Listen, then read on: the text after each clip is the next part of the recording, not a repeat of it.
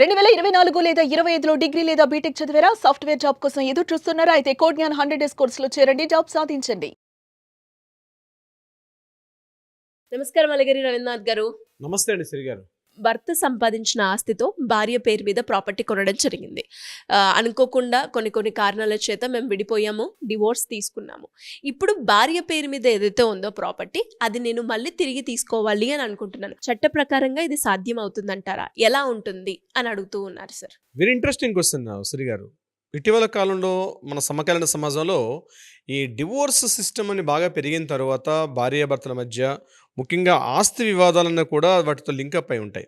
అంటే పెళ్లి చేసుకున్న తర్వాత ప్రాపర్టీ కొనే విషయంలో కూడా భార్య పేరు మీద పెడితే బాగుంటుంది అని చెప్పి భార్య పేరు మీద ప్రాపర్టీ తీసుకున్న తర్వాత ఏదైనా కారణాల రీత్యా ఏదైనా వివాదాల రీత్యా మళ్ళీ వాళ్ళ మధ్య డివోర్స్ ఇష్యూ అయింది, కోర్టు ఇష్యూ చేసేసింది డివోర్స్. అటువంటి సంబంధంలో ప్రాపర్టీస్ అంటే నా ఇన్కమ్ తోటి తీసుకున్న ప్రాపర్టీ కాబట్టి తన పేరు మీద ఉంది, వెనక్కి తీసుకోవచ్చా అని చాలామంది క్వశ్చన్ చేస్తూ ఉంటారు. So transfer of property 1882 rule ప్రకారం ఏంటంటే ప్రాపర్టీ ఎవరి పేరు మీదుగా రిజిస్ట్రేషన్ అవుతుందో వారికి వాటి మీద సంపూర్ణమైనటువంటి హక్కులు ఉంటాయి. ఇది ఫస్ట్ పాయింట్ గుర్తుపెట్టుకోండి.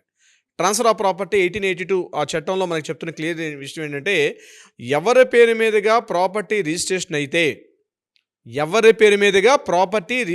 అయితే వారికి పూర్తిగా ఆ ఆస్తి మీద సంపూర్ణమైనటువంటి హక్కులు ఉంటాయి. అంటే ఆ ఆస్తిని తను అనుభవించవచ్చు, ఎవరికైనా గిఫ్ట్గా ఇవ్వచ్చు, వారసత్వంగా కిందకెళ్ళే హక్కులు, ఇవన్నీ కూడా ఏదైతే లీగల్గా ఉన్నటువంటి చట్టాలన్నీ కూడా ఎవరి పేరు మీదుగా ప్రాపర్టీ ఉంటే వాళ్ళ పేరు మీదుగా ఉంటుంది. సో మరి ఎవరి పేరు మీద గల ప్రాపర్టీ ఉండేటప్పుడు ఇప్పుడు రిజిస్ట్రేషన్ చేశాం కాబట్టి వాళ్ళదే ఉంటుందా అన్న విషయం కూడా రైజ్ అవుతుంది. దానికి చిన్న ఎగ్జంప్షన్ ఏంటంటే మనకి ఇక్కడ బినామీ యాక్ట్ 1988 అని ఒక యాక్ట్ ఉంది. ఆ బినామీ యాక్ట్ ప్రకారం రూల్ ఏమొస్తుంది, మనం కొన్నటువంటి ప్రాపర్టీ అంటే మన సంపాదన నాది ఉంటుంది, ఇన్కమ్ నాది ఉంటుంది, కానీ ప్రాపర్టీ మాత్రం ఇతరుల వారి పేరు మీదుగా పెట్టేటప్పుడు బినామీ యాక్ట్ 1988 అంటారు. సో దాని ప్రకారంగా చేసినప్పుడు కూడా ఇది బినామీ కిందకు వస్తుంది. ఇప్పుడు మీరు చెప్పినటువంటి ఏదైతే ఉందో భార్య పేరు మీదుగా బినామీ వస్తుందా? ఇక్కడ మాత్రం బినామీ యాక్ట్ మాత్రం స్పష్టంగా చెప్తుంది, భార్య పేరు మీద కానీ, తల్లి పేరు మీద కానీ, తండ్రి పేరు మీద కానీ, తన రక్త సంబంధీకులు, తన కుటుంబీకుల మధ్య కానీ తను సంపాదించిన ఆస్తితో వాళ్ళ పేరు మీదుగా ప్రాపర్టీని రిజిస్ట్రేషన్ చేసుకుంటే అది మాత్రం బినామీ కిందకి రాదు అని చెప్తూ యాక్ట్ క్లియర్గా చెప్తోంది. సో బినామీ యాక్ట్ ప్రకారంగా తీసుకున్నా సరే ఇప్పుడు మీరు చెప్పిన పాయింట్లో భార్య పేరు మీద ఉన్న ప్రాపర్టీ భార్యకే చెందుతుంది తప్ప మనకి రాదు. ఇక మరి నా సంపాదనతో కొనుక్కున్నానండి, మరి ఆ ప్రాపర్టీ నేను ఇంకా పూర్తిగా ఇంత లాస్ అయిపోవాల్సిందేనా ఈరోజు? ఎందుకంటే మనుషుల విలువల కన్నా ప్రాపర్టీల యొక్క వాల్యూస్ కోట్లలో పూర్తిగా ఆకాశానికి పెరిగిన విధంగా ఉండేటప్పుడు కేవలం ఈ యొక్క ప్రాపర్టీ ఇక నేను సంపాదించిన కేవలం ఇంకా డివోర్స్ పేపర్ తీసుకుంటూ వెళ్ళిపోవడం తప్ప నాకు వేరే గత్యంతరం లేదని అడిగినటువంటి ఈ భర్తలకి ఒకటే ఆన్సర్ ఏంటంటే, మీరు ఆ ప్రాపర్టీని మీ ద్వారా సంపాదించుకున్నటువంటి ప్రాపర్టీ అన్న విషయాన్ని మీరు కోర్టులో ప్రూవ్ చేసుకోగలిగితే, అంటే ఎట్లా, మీరు కోర్టులో ఒక సివిల్ సూట్ ఫైల్ చేసి నా సంపాదనతో నేను ఆ ప్రాపర్టీని సంపాదించుకున్నానంటే నా ఇన్కమ్ ద్వారా ఉంది, ఆ యొక్క ఇన్కమ్ మొత్తం కూడా ఆధారం అంటే ఏదైతే ఇన్కమ్ ఏదైతే ఉందో ఆ ప్రాపర్టీని కొనుక్కున్నటువంటి అమౌంట్ ఏదైతే ఉందో అలా కొన్ని లక్ష రూపాయలు కావచ్చు, కోటి రూపాయలు కావచ్చు, ఆ ప్రాపర్టీ పూర్తిగా నా యొక్క ఇన్కమ్తో కొన్నాను అని చెప్పి ఆ సదరు భర్త గారు కానీ కోర్టులో సివిల్ సూట్ ఫైల్ చేసి పూర్తి ఎవిడెన్స్ అన్ని పూర్తిగా సంపాదించుకోగలిగితే, ఇండియన్ 88 యాక్ట్ మన ఎవిడెన్స్ యాక్ట్ ప్రకారంగా పూర్తిగా సాక్ష్యాధారాలు బలంగా చూపించగలిగితే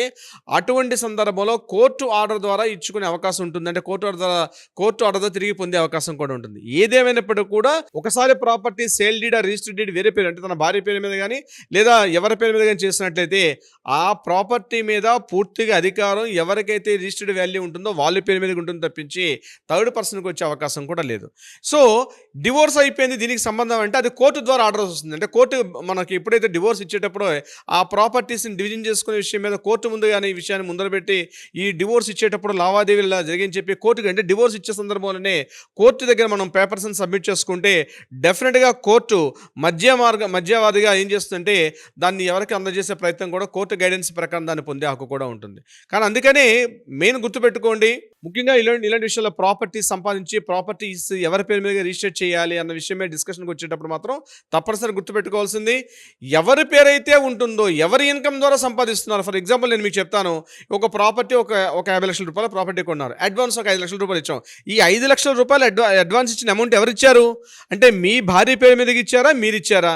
మీ పేరు మీదగా ఇచ్చేటప్పుడు మీ అకౌంట్ ద్వారా మీ అకౌంట్లో ఉన్న అమౌంట్ నుంచి ఎవరి దగ్గర అయితే మీరు ప్రాపర్టీని బై చేస్తున్నారో ఆ యొక్క ఆ ప్రాపర్టీ సెల్లర్ దగ్గర మీ అకౌంట్ ట్రాన్సాక్షన్ చేసినట్లయితే మాత్రమే అది ప్రాపర్టీ చెల్లే అవకాశం ఉంటుంది. ఇది మనం కోర్టులో ప్రూవ్ చేయాలి.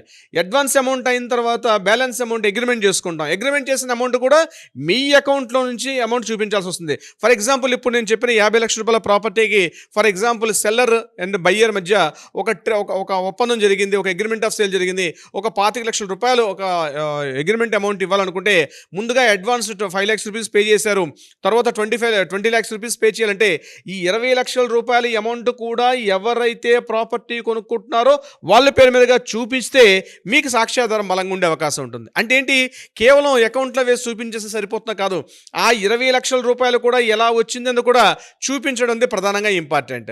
సో ఇప్పుడు మీరు అడ్వాన్స్ అమౌంట్ చూపించారు, అగ్రిమెంట్ అమౌంట్ చూపించారు, రిమైనింగ్ బ్యాలెన్స్ అమౌంట్ ఏదైతే ఉందో, ఒకవేళ బ్యాలెన్స్ అమౌంట్ ఏదైతే మీరు బ్యాంక్ లోన్కి వెళ్ళినట్లయితే బ్యాంక్ లోన్ త్రూగా వెళ్ళినట్టు ఆ 25 lakhs అమౌంట్ మీరు 50% బ్యాంక్ లోన్కి వెళ్ళి అనుకుందాం. అటువంటి అప్పుడు ఆ 25 lakhs రూపీస్ బ్యాంక్ అకౌంట్ ఎవరిది, మీ అకౌంట్ నుంచి వెళ్ళిన పక్షంలో డెఫినెట్గా మీ పేరు మీద రిజిస్ట్రేషన్ అయి ఉండే అవకాశం ఉంటుంది.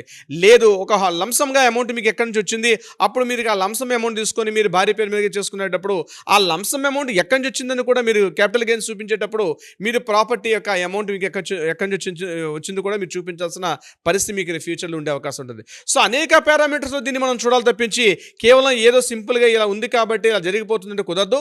ఒకవేళ భార్య పేరు మీదుగా ప్రాపర్టీ రిజిస్ట్రేషన్ చేసుకున్నప్పటికీ కూడా సివిల్ సూట్ ద్వారా మళ్ళా విడాకులు అయిపోయినప్పుడు సివిల్ సూట్ క్లెయిమ్ చేసి దాని ద్వారా కూడా మనం ఆ ప్రాపర్టీని వెనక్కి తీసుకొచ్చే అవకాశం ఉంటుంది. బట్ బలమైన సాక్ష్యాధారాలు మాత్రం పూర్తిగా ఉండాలి. ప్రాపర్టీ అమౌంట్ ఎలా ఇచ్చారో, అడ్వాన్స్ అమౌంట్ ఎలా ఇచ్చారు, అగ్రిమెంట్ అమౌంట్ ఎలా ఇచ్చారన్న పూర్తి విధానాలన్నీ కూడా పూర్తిగా మనం చూపించుకున్నప్పుడే మనం కోర్టుకి మనం చూపించి సాక్ష్యాధారాలు చూపిస్తే డెఫినెట్గా ఆ ప్రాపర్టీని వెనక్కి తీసుకోవచ్చు. కానీ చాలా సందర్భాల్లో వెనక్కి తీసుకురావడం కొద్దిగా ఇబ్బందులు అయ్యే పరిస్థితి ఉంటుంది. సిరిగారు అంటే ఎలా సార్, ఇంకా ఎవరికైనా కూడా మీరు అన్నట్టుగానే చాలా మందికి కూడా ఇలానే చేసి ఉండొచ్చు. బికాస్ ఇప్పటికీ అంటే చాలా తక్కువ కాలంలోనే డివోర్స్కి వెళ్ళిపోవడం మనం చూస్తున్నాం. అలాంటి సందర్భాల్లో ఎవరైనా కూడా ఇలాంటి సమస్యతో బాధపడుతూ ఉంటే ఫ్యామిలీ పరంగా అయినా మిమ్మల్ని అప్రోచ్ అవ్వాలి అనుకుంటే ఏ రకంగా ఉంటుంది సార్? తప్పనిసరిగా శ్రీ గారు కింద స్క్రోల్తో నెంబర్ని కాంటాక్ట్ చేయండి. ప్రాపర్టీ విషయం కానీ ఫ్యామిలీ విషయం కానీ ఎటువంటి సమస్యలు ఉన్నట్లయితే కింద స్క్రోల్తో నెంబర్ని కాంటాక్ట్ చేయండి. ఒకవేళ కాల్ లిఫ్ట్ చేయకపోతే వాట్సాప్ చేయండి, వాయిస్ మెసేజ్ పంపించండి. మన లీగల్ టీం మీకు అప్రోచ్ అవుతారు, మీ డీటెయిల్స్ తీసుకుంటారు. మీ డీటెయిల్స్ కూడా చాలా గుప్తంగా ఉంటాయి. మీకు ఎటువంటి సలహా సంప్రదింపులు కావాలన్నా లేదా న్యాయపరంగా పరిష్కారం కావాలంటే కూడా ఆ దిశగా మనం కలిసి ప్రయత్నం చేస్తే డెఫినెట్గా మనం పొందే అవకాశం ఉంటుంది. Siri garu great information sir. Thank you so much. Thank you so much Siri garu. Suman టీవీలో మీ పర్సనల్ అండ్ బిజినెస్ ప్రమోషన్స్ కోసం కింది నెంబర్కి కాంటాక్ట్ చేయండి.